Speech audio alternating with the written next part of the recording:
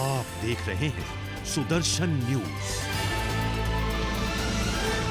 Very much सारे अरुणाचल प्रदेश के media friends यहाँ आए हैं और आपके माध्यम से मैं अपने इलेक्शन के बारे में संक्षिप्त में कुछ बात बताना चाहता हूँ।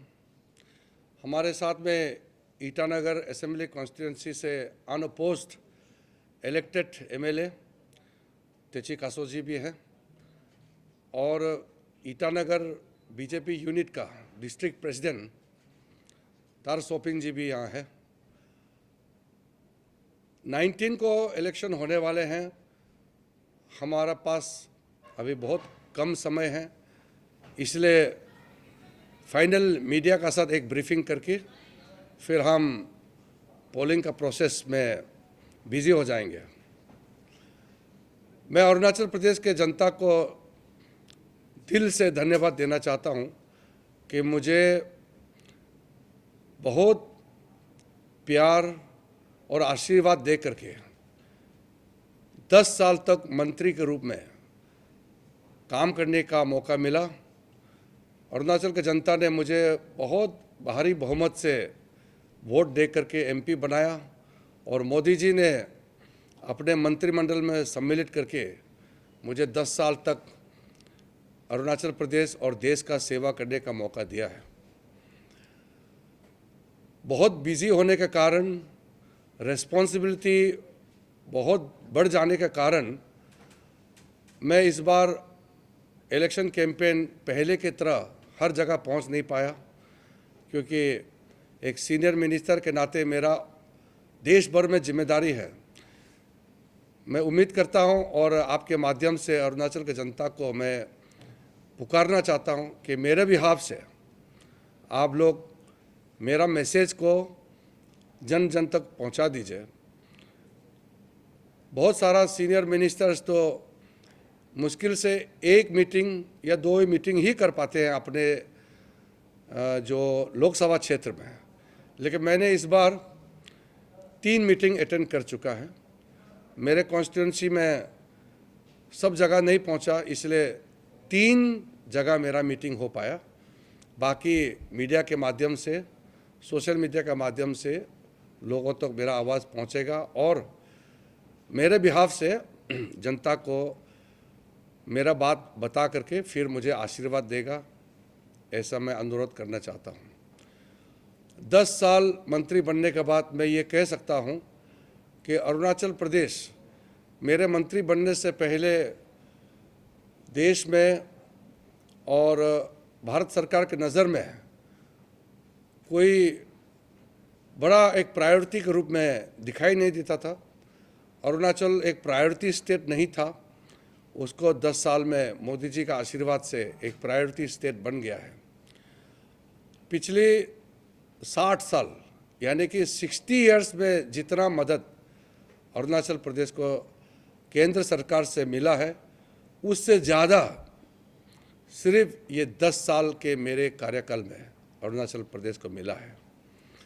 पहले लोग बोलते थे रोड चाहिए, एयरपोर्ट चाहिए, रेलवे चाहिए, लेकिन सिर्फ प्लानिंग होता था, बन नहीं पाया। लेकिन ये 10 साल के अंदर में हमने एयरपोर्ट का नया जगह चॉइस करके एयरपोर्ट भी चालू कर दिया। आप सबको मालूम है 2008 में यूपीए सरकार के समय में होम मिनिस्टर आ करके कारसिंगसा में फाउंडेशन लगाया था, लेकिन कोई प्लानिंग नहीं था, बजट एलोकेशन नहीं था, कुछ भी नहीं था, टेक्निकल क्लियरेंस तक नहीं था। 2014 के बाद में नया एयरपोर्ट मोदी जी का आशीर्वाद से बनाया। ईटानगर से जो हमारा कैपिटल रीजन का हिसाब से नाहरलगन टू दिल्ली का और गुवाहाटी का इंटरसिटी कनेक्टिविटी ट्रेन चलवाया। मेडिकल कॉलेज, कितने सालों से अरुणाचल का सपना था कि मेडिकल कॉलेज होना है। हमने मेडिकल कॉलेज का फंड मोदी जी का आशीर्वाद से दे करके चालू कराया और अब मेडिकल कॉलेज फुल फ्लेश चल रहा है। इस तरीके से फिल्म टेलीविज़न इंस्टीट्यूट, एनडीआरएफ का इंस्टीट्यूट, अरुणाचल बॉर्डर में 43 नया बॉर्डर आउटपोस्ट, उसके बाद में यहाँ अरुण प्रभा करके अलग से एक डेडिकेटेड दूरदर्शन का चैनल, NIT, इस तरह का कई सेंटर्स, फिर आयुर्वेदिक और ट्रेडिशनल मेडिसिन का हॉस्पिटल, सिर्फ नहीं पूरा मेडिकल कॉलेज आयुर्वेदिक का पासीघाट में, इस तरीके से जगह जगह में कई सारा प्रोग्राम्स और प्रोजेक्ट्स हमने चलाया। मेरा स्पोर्ट्स मंत्री रहते समय टोटल 54 स्पोर्ट्स का total multipurpose projects Arunachal Pradesh को दिया। 60 इयर्स में एक भी प्रोजेक्ट सेंक्शन नहीं हुआ। मेरे टेन्योर में 54 स्पोर्ट्स स्कीम सेंक्शन हुआ और एक बहुत बड़ा national centre for sports excellence जो ओलंपिक्स, एशियन गेम्स और वर्ल्ड चैंपियनशिप के लिए तैयारी करता है, उसका सेंटर ईटानगर में खोला। इसी प्रकार से कई बॉर्डर एरिया से लेकर के ईटानगर तक का हमने नई व्यवस्था शुरू किया। आज सारा अरुणाचल का बॉर्डर एरिया रोड से कनेक्ट हो चुका है। मैक्सिमम विलेज में 4G कनेक्टिविटी हो चुका है। लगभग हर एक गांव में पीने का पानी पहुंच चुका है। हर एक घर में पाइप पहुंचा है और हर एक घर में पानी पहुंचा है। LPG गैस कनेक्शन दिया है और साथ साथ में सबको फ्री चावल हर एक गरीब का घर में पहुंचाया है। इलेक्ट्रिसिटी पहुंचाया है सौभाग्य के स्कीम के मुताबिक। महिलाओं को मातृवंदना योजना के तहत प्रेगनेंसी के समय में मदद देने का काम किया। किसानों के लिए अकाउंट में पैसा डलवा करके हमने मदद किया। इसी प्रकार से हर एक सेक्शन समाज के जो भी है सबको हम लोगों ने मदद पहुंचाया है। जीवन आसान करने के लिए बहुत कुछ स्कीम है। मैं पूरा स्कीम को गिनती करके नहीं बोलना चाहता हूं, लेकिन जो मैनिफेस्टो प्राइम मिनिस्टर ने लॉन्च किया है, जिसको हम संकल्प पत्र कहते हैं, यानी कि बीजेपी पार्टी का रेजुलेशन, हमारा संकल्प पत्र, हमारा कमिटमेंट है और पूरा हम करते आया है और आगे का भी संकल्प पत्र जारी किया है। उस संकल्प पत्र में युवाओं के लिए, महिलाओं के लिए, फार्मर्स के लिए, गरीबों के लिए, गरीब का घर बना देने के लिए, गरीबों के लिए बेसिक सुविधा देने के लिए सारा डिटेल्स हमारा संकल्प पत्र में मौजूद है। तो अगले मेरा टर्म में मोदी जी का तीसरे टर्म जो प्राइम मिनिस्टर बनेंगे, उसमें मेरा जो कमिटमेंट रहेगा वो मैं जगह जगह लोगों को बताया है और आज तक जितना मदद, जितना काम हमने किया है अरुणाचल प्रदेश के लिए, मैं आने वाला दिनों में उससे भी डबल और ज़्यादा काम करके हमारा अरुणाचल प्रदेश को विदिन 7-8 ईयर्स, 9 साल के अंदर में, 7, 8, 9, 10 साल, इतना पीरियड में पर कैपिटा इनकम में अरुणाचल को one of the highest top 3 पहुंचाने का हमारा संकल्प है।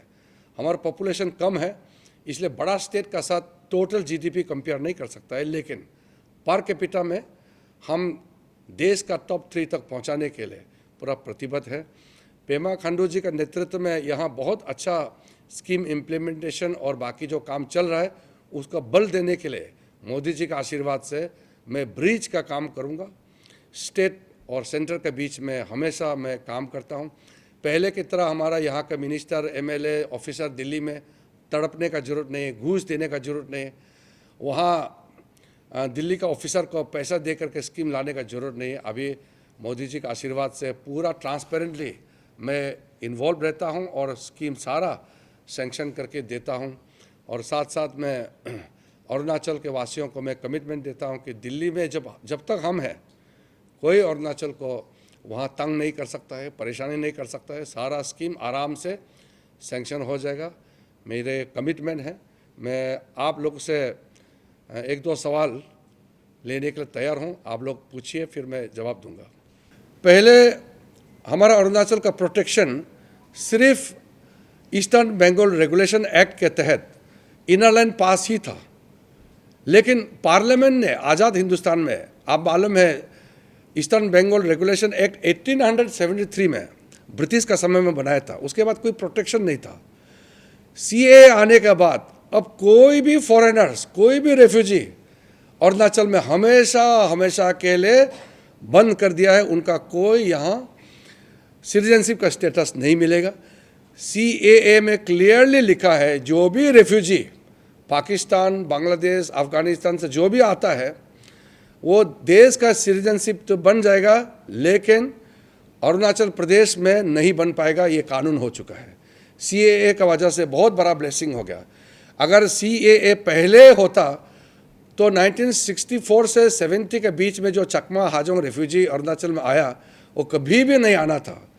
उस समय हमारे पास कोई प्रोटेक्टिव कानून नहीं था, इसलिए उस समय जितना चकमा हाजोंग आया उनको अब देश का सिटीजनशिप मिल जाने से भी अरुणाचल प्रदेश का परमानेंट रेसिडेंट का सर्टिफिकेट और अरुणाचल का बन करके कभी भी सिटीजनशिप नहीं ले सकता है, क्योंकि CAA कानून आ गया है।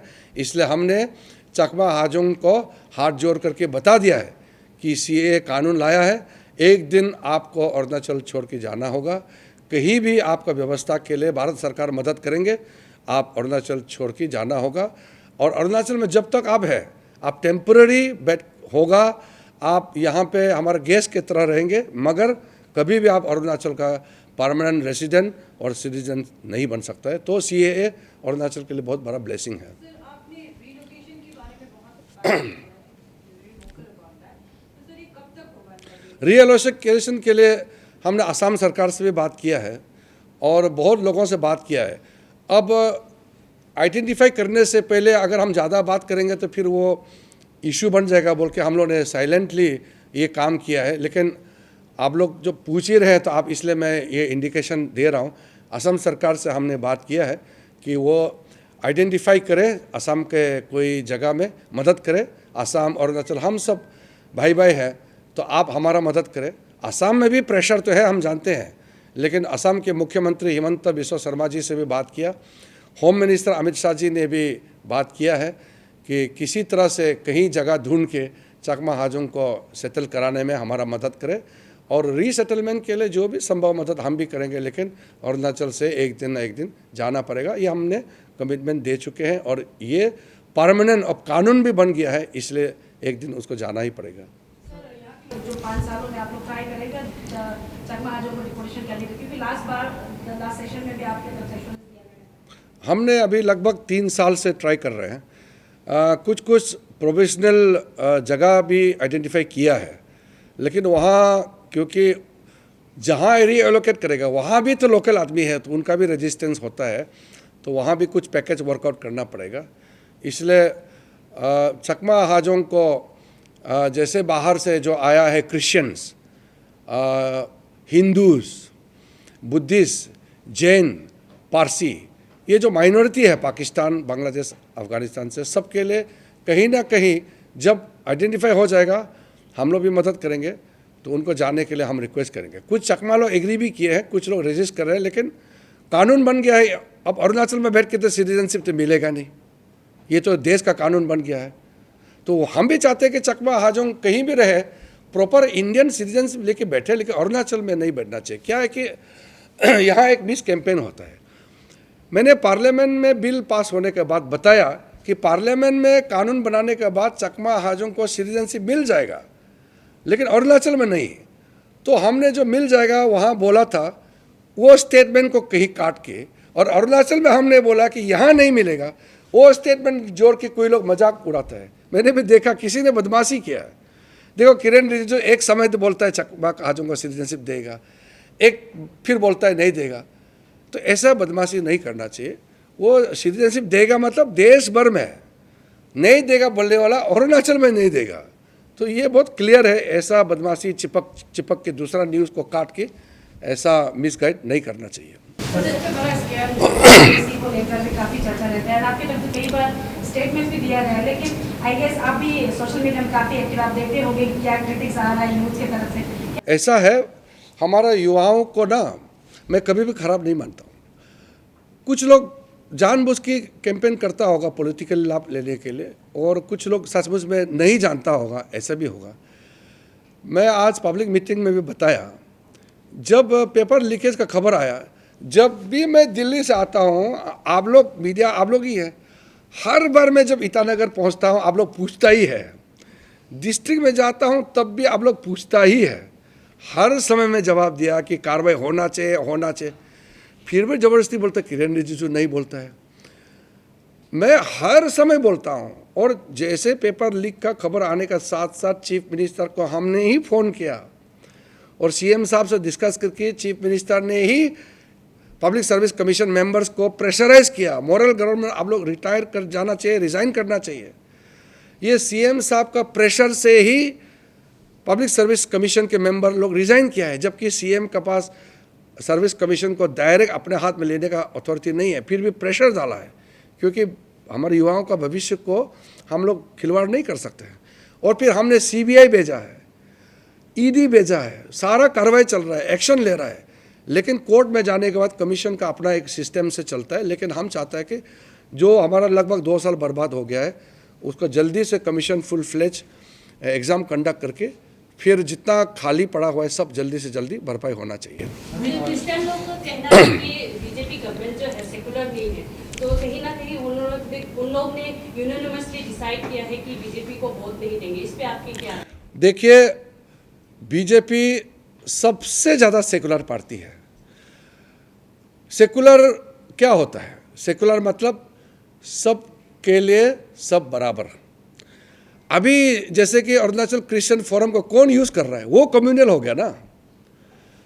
अगर मैं किरण रिजिजू यहाँ धर्म को इस्तेमाल करने से मैं कम्युनल होगा, मैंने धर्म को इस्तेमाल नहीं किया, तो यहाँ कांग्रेस पार्टी ने क्रिश्चियन फोरम को इस्तेमाल किया तो कम्युनल तो कांग्रेस हो गया ना। ये बहुत क्लियर होना चाहिए। कांग्रेस पार्टी ने अरुणाचल क्रिश्चियन फोरम को यूज़ करके क्रिश्चियंस को बीजेपी के खिलाफ वोट करने के लिए कहा, ये कम्युनल है। हमारा पापुम पारे कैपिटल का आसपास में 3 एमएलए सीट है। ईटानगर सीट तेचिकासो क्रिश्चियन, दोईमुख हमारा एमएलए सिटिंग एमएलए और कैंडिडेट तनाहाली क्रिश्चियन, हमारा सगाली जो एमएलए अनकॉन्टेस्ट होके इलेक्ट हो चुके हैं इंजीनियर रोतू तेची, वो क्रिश्चियन। 100% बीजेपी का तीनों एमएलए पापुम पारे में क्रिश्चियन। तो हम कैसे कम्युनल हो गया? सारा क्रिश्चियंस जो भी प्रॉब्लम होता है वो मेरे पास आता है। मैं कोविड का समय में बाकी सब लॉकडाउन में थे, मैंने लगभग कम से कम 12 ट्रक मेडिसिन्स, दवाई, पानी और मास्क से लेकर के ऑक्सीमीटर से लेकर के सारा चीज़ भेजा है। मैंने कभी भी इसको क्रिश्चियन, कभी हिंदू, जैन ऐसे करके देखा नहीं है, सबको मिला है। मैंने सारा डिस्ट्रिक्ट का डीएमओ मेडिकल ऑफिसर को पूछा है, सबको डिस्ट्रीब्यूट किया है, मुझे बहुत धन्यवाद दिया है। मैं डिस्ट्रिक्ट मेडिकल का इक्विपमेंट देता हूँ। आप यहाँ तोमोरीबा मेडिकल कॉलेज में जाके देखिए, वहाँ का एक्सरे मशीन, अलग अलग टेस्टिंग के लिए बहुत बड़ा इक्विपमेंट्स जो देता है, हमने कितना कंट्रीब्यूट किया, उसमें धर्म हम नहीं देखता है। हमने डिस्ट्रिक्ट में जितना एम्बुलेंस दिया है, डेड बॉडी ले जाने के लिए जितना हमने फैसिलिटी दिया है, उसमें कोई धर्म हम देखता नहीं है। इसलिए क्रिश्चियंस हो या जैन हो, पारसी हो, मुस्लिम हो, मैं कभी भी धर्म के दृष्टि से नहीं देखता हूँ।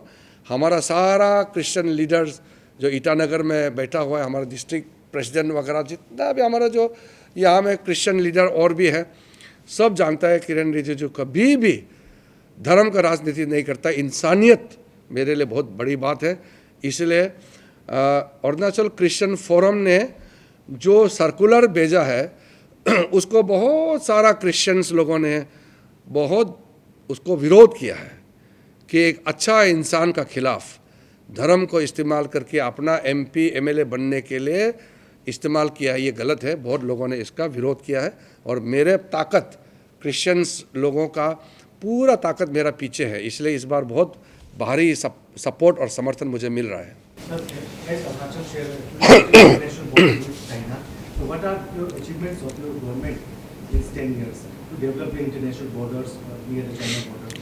देखिए, ये बहुत इम्पोर्टेंट सवाल आपने पूछा है। मैं जब एमपी बना, तवांग से बुमला जाने के लिए 36 किलोमीटर को 4 घंटा लगता था। बुमला को छोड़ के बाकी कोई भी अरुणाचल में बॉर्डर रोड कनेक्टिविटी नहीं था, ज़ीरो कनेक्टिविटी। और आज चाहे आप गेलेमू को देखो, माजा, तक्सिंग, लिमेकिंग, इधर मिगिंग से तुतिंग से लेकर के आपका गेलिंग तक, उधर किबितो से आगे और यहाँ अनिनी से आगे, उधर में विजयनगर, सारा जितना बॉर्डर एरिया है लगभग सब 100% रोड पहुंच चुका है। जहाँ पहाड़, हिमालय का जो बर्फीला पहाड़ जहाँ आदमी नहीं जा सकता है, उसको छोड़ के जितना वैली है, सारा हमारा समय में कनेक्टिविटी हुआ है। मैंने कमिटमेंट दिया था, इसलिए कांग्रेस पार्टी ने जो पुराना पॉलिसी बनाया था कि बॉर्डर रोड नहीं बनाना है, वो मैं नहीं बोल रहा हूँ, वो कांग्रेस का डिफेंस मिनिस्टर ने 2013 में स्टेटमेंट दिया कि कांग्रेस का पॉलिसी था बॉर्डर रोड नहीं बनाना है। आप लोग यूट्यूब में देख लीजिए, वो बहुत ज़रूरी है। ये कांग्रेस का डिफेंस मिनिस्टर का स्टेटमेंट है, पार्लियामेंट में अभी भी है। वो पॉलिसी को मोदी जी ने चेंज किया। अभी हमारा जितना बॉर्डर विलेज है वो इंडिया का फर्स्ट विलेज हो गया। वाइब्रेंट विलेज प्रोग्राम चला करके मोदी जी ने, अब अगले बार जब मैं नेक्स्ट इलेक्शन समय में जब 5 साल हो जाएगा, आपको 100% सेचुरेशन हो चुका होगा अरुणाचल का। जितना बॉर्डर रोड पर अभी रोड बन गया, उसमें basic medical facility, education facility और खेती बाड़ी का फैसिलिटी से लेकर के छोटा छोटा जो प्रोडक्शन यूनिट वगैरह सेल्फ सफिशिएंट, सेल्फ कंजम्पशन के लिए ये सब भी हो जाएगा। और अरुणाचल का मेरा जो सपना है, फ्रंटियर हाईवे का सपना, मैंने 2004 में देखा था। अभी मैं आपको बताते हुए बहुत अच्छा लग रहा है। ये इलेक्शन डिक्लेयर होने से पहले लगभग 25,000 करोड़ वेस्ट कामेंग नफरा से लेकर के, नफरा से लदा से साचुंग होते हुए बामेंग, बामेंग से केनेवा, केनेवा से सवा मतलब ये जो चाइंग ताजो एरिया है वहाँ से सीधा कोलोरियांग सारली से दामिन कनेक्टिविटी जो हो चुका है, उसको लिंक करते हुए दामिन से वो हाईवे परसी से ताली से चेतम होते हुए महंगा मंदिर के नीचे से तालिया से 2 फ्रंट ये डिवाइड होगा। एक ततो जाएगा, आगे सियुम से मेचुका, फिर नीचे मोनीगांव को जुड़ते हुए, फिर मोलो से पायुम होते हुए मिगिंग से तूतिंग होकर के वहाँ सिंगा से अनेली से हाइलुंग होते हुए पूरा वो ये हवाई से सामने से लेते हुए ये विजयनगर तक जाएगा। इंडिया का सबसे बड़ा, सबसे कठिन, सबसे एम्बिशियस नेशनल हाईवे जिसका नाम होगा फ्रंटियर हाईवे। ये सपना पूरा लगभग हो गया, सोच लो, क्योंकि सैंक्शन हो गया। अभी टेंडर का प्रोसेस शुरू हो जाएगा और अगले साल तक लगभग बन के तैयार हो जाएगा। इतना बड़ा हाईवे सिर्फ इंडिया में नहीं, दुनिया में, चाइना में 1-2 प्रोजेक्ट है, उसको छोड़ के दुनिया में इतना बड़ा हाईवे प्रोजेक्ट कहीं नहीं बना। ये मोदी जी का आशीर्वाद से मेरा जो इतना साल का सपना था फ्रंटियर हाईवे अब शुरू हो गया है। ये अरुणाचल प्रदेश के लिए बहुत बड़ा है और ये हमारे लिए फ़ख्र के बाद इतना प्रोजेक्ट, बड़ा प्रोजेक्ट हमारा स्टेट में होने जा रहा है। तो सारा बॉर्डर का बोलने से बहुत ज़्यादा बोल सकता है, लेकिन संक्षेप में इतना है कि हमारा चाहे वो इंडस्ट्रियल कॉरिडोर हो, असम अरुणाचल बॉर्डर, चाहे बीच का ट्रांस अरुणाचल हाईवे हो या बॉर्डर का फ्रंटियर हाईवे हो, ये सारा जो हमारा इतना बड़ा सपना था इतने सालों से, ये सारा अब प्रोग्रेस हो रहे हैं। सर, आपने अपने सपने फुलफिलमेंट करते हुए ये बोल दिया, तो अब now if you are re-elected as the MP from Arunachal west, what will be your new promises to the Arunachal people? मेरा प्रॉमिस मैंने अभी बताया कि अगले कुछ सालों के अंदर में अरुणाचल प्रदेश का जीडीपी पर कैपिटा, माने हर एक आदमी का पास इतना काम और इनकम होना चाहिए कि इंडिया का पर कैपिटा रिचेस्ट स्टेट बनने का क्षमता है, वो बनाएंगे। रोड, बिजली, पानी, घर, 4G नेटवर्क, बेसिक चीज़ है, ये मेरा इस टेन्योर में लगभग हो चुका है। अब नेक्स्ट फेस होगा फूड प्रोसेसिंग का हब हमारा फिशरी के लिए, एनिमल हस्बेंड्री के सेक्टर में, एग्रीकल्चर हॉर्टिकल्चर सेक्टर में, और युवाओं के लिए सेल्फ एम्प्लॉयमेंट जनरेशन के लिए मुद्रा, स्वनिधि, ये जितना भी योजना है इसके तहत एम्प्लॉयमेंट जनरेशन युवाओं के लिए क्रिएट करना, ये हमारा प्राथमिकता होगा। सर, आई गेस आप भी अवेयर होंगे, आप as a cabinet minister Bharat सरकार में आप सर्व कर रहे हैं, you represent Arunachal Pradesh national level में, लेकिन सर क्या कई लोग कहते हैं कि किरण रिजिजू सेलेक्टिव के लिए ही अप्रोचेबल है, कितना हद तक सही है, आप क्या कहना चाहेंगे? ऐसा है, मैं आपको एक चीज़ बताऊं, आप लोग खराब मत पाइए, और दूसरा स्टेट और दूसरा मंत्री लोग सुनने से खराब जरूर लगेगा, अरुणाचल के लिए तो खुशी की बात है। देश में आज तक जितना कैबिनेट मिनिस्टर हुआ है वो इतना बिजी होता है कि अपना कॉन्स्टिट्यूंसी में महीने में एक बार दो बार जा करके अपना कॉन्स्टिट्यूंसी के लोगों को मिलता है। मैं हर महीने 4-5 बार कॉन्स्टिट्यूंसी आता हूं, और ईटानगर छोड़ के दूर दूर एरिया तक मैं पूरा जाता हूं। दिल्ली में कभी कभी दिन में भी मेरा ऑफिसर को हम वेट करने देता है। मेरा ऑफिशियल मीटिंग को हम पोस्टपोन करके कॉन्स्टिट्यूंसी का पब्लिक को मैं मिलता हूं, क्योंकि हमारा अरुणाचल के लोग बहुत इनोसेंट है। वो तो बहुत सा हमारा अरुणाचल का ट्राइबल आदमी बहुत सीधा होता है, मालूम नहीं होता उसका कैबिनेट मतलब क्या है। वो तो सोचता है कि हमने उसको एमपी बनाया, हमारा एमपी क्यों नहीं मिलेगा। डायरेक्ट हमारे गेट में पहुंच जाता है घर में, तो हम बुला लो, अंदर में बुला लो बोल के मिल लेता है। कभी कभी मैं कैबिनेट मिनिस्टर होने के नाते कैबिनेट मीटिंग में जाना होता है, तो हम लोगों को बोलता है अभी मेरा कैबिनेट मीटिंग शुरू होने वाला है, मेरा पार्लियामेंट शुरू होने वाला है, मुझे अभी निकलना है। फिर हमारा इनोसेंट लोग बोलते हैं अरे कैबिनेट छोड़ो ना, पार्लियामेंट छोड़ो ना, हम लोग को पहले मिलो बोलता है। तो इनोसेंट लोग होते हैं हमारे लोग। तो ऐसा मैं दिन में भी मैं बोलता हूँ, मैं ही ऐसा एक कैबिनेट मिनिस्टर होगा देश में, दिन में भी कॉन्स्टिट्यूंसी आदमी को मैं दिल्ली में दिन भर बात करते रहता हूँ। दिल्ली में मेडिकल ट्रीटमेंट से लेकर के पुलिस केस से लेकर के कोई भी स्टूडेंट का कुछ भी केस हो, आज सीधा मेरा घर में आकर के हमसे मदद ले सकता है। ये कभी भी अरुणाचल के इतिहास में नहीं होता है, ये पहली बार ये हुआ है। इसलिए सेलेक्टिव तो बात ही छोड़ दीजिए, मेरे पास हर एक अरुणाचल का आदमी आता है। इवन ऑपोजिशन जो हमको वोट नहीं दिया है वो भी आता है, वो भी मदद लेता है। और मैं आपको और एक बात बताता हूँ, जो लोग बहुत फायदा मिला है हमारा वजह से, वो लोग कोई लोग वोट भी नहीं देते। मैं आपके माध्यम से मैसेज भेजना चाहता हूँ, कोई लोग तो इनडायरेक्ट मदद मिलता है। जैसे कि मैंने हाईवे बना दिया, सब चलता है। मैंने गाड़ी रास्ता गांव बना दिया, आराम से चलता है। मेडिकल का गाड़ी दिया, वो एम्बुलेंस में चलता है। मैंने बिजली पानी दे पहुंचाने में मदद किया, उसका फ़ायदा उठाता है। कुछ लोग तो डायरेक्ट बेनिफिट मिलता है। हमने मेडिकल पीएम रिलीफ से डायरेक्ट मेडिकल ट्रीटमेंट का पैसा देता है। मेरा काम से काम करके वो डायरेक्ट पैसा भी कमाता है। ऐसा लोग भी कभी कभी बोलता है किरण रिजिजू से कुछ नहीं मिला है बोलता है, ऐसा भी लोग होता है। तो समाज में ना अलग अलग किस्म का आदमी होता है, लेकिन मेरे लिए सब बराबर है, और सब धर्म, सब जाति, सब डिस्ट्रिक्ट, सबको मदद मिलता है। इसलिए मोदी जी का मंत्र है सबका साथ, सबका विकास, सबका विश्वास और सबका प्रयास। ये मंत्र लेकर के हम चल रहे हैं।